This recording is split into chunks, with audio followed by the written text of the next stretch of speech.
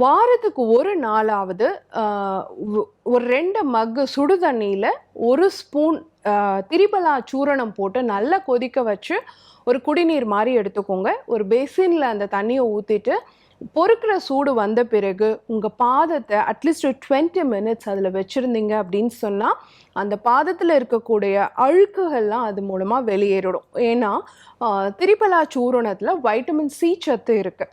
Vitamin C சத்து தான் வந்து ஸ்கின் ரிப்பேரிங் விட்டமின் அப்படின்னு நம்ம சொல்கிறோம்.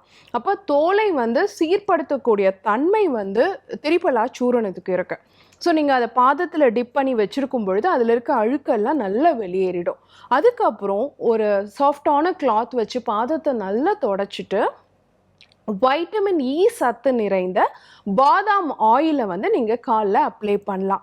அப்படி இல்லைங்கிறவங்க சாதாரணமாக தேங்காய் எண்ணெய் அப்ளை பண்ணால் கூட நல்ல சப்போர்ட்டிவாக தான் இருக்கும்.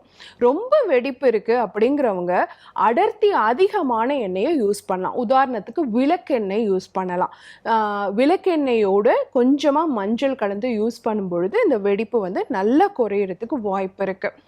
அந்த வெடிப்பில் இச்சிங் இருக்குது அப்படிங்கிறவங்க கொஞ்சமாக குப்பை மேனி, கொஞ்சமாக வேப்பிலை, கொஞ்சமாக மஞ்சள் எல்லாத்தையும் சேர்த்து நல்லா அரைச்சிட்டு அதை பாதத்தில் ஒரு பேஸ்ட் மாதிரி அப்ளை பண்ணிட்டு வந்தீங்க அப்படின்னு சொன்னால் இச்சிங் நல்லா குறையிறதுக்கு வாய்ப்பு இருக்குது. இந்த பாத வெடிப்பு நல்லா க்யூர் ஆகணும்னு வச்சுக்கோங்களேன்.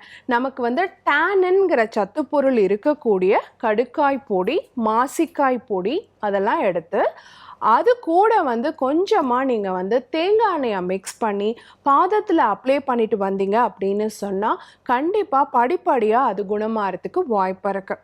அதே மாதிரி மருதாணி இலைகள் இருக்கு இல்லையா, அதை எடுத்து அது கூட வந்து கொஞ்சமாக பால் விட்டு நல்லா அரைச்சி பாதத்தில் நீங்கள் அப்ளை பண்ணிட்டு வந்தீங்க அப்படின்னு சொன்னால் படிப்படியாக உங்களுக்கு இருக்கக்கூடிய பாத வெடிப்பும் பித்த வெடிப்பும் நல்லா குறையறதுக்கு வாய்ப்பு இருக்குது.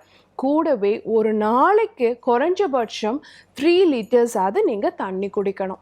இது எல்லாமே பயன்படுத்திட்டு வந்தீங்க அப்படின்னு சொன்னால் கண்டிப்பாக இந்த பனிக்காலத்துலேயும் குளிர்காலத்துலேயும் வரக்கூடிய இந்த பாத வெடிப்பு பித்த வெடிப்புக்கு ஒரு நல்ல தீர்வாக இருக்கும்.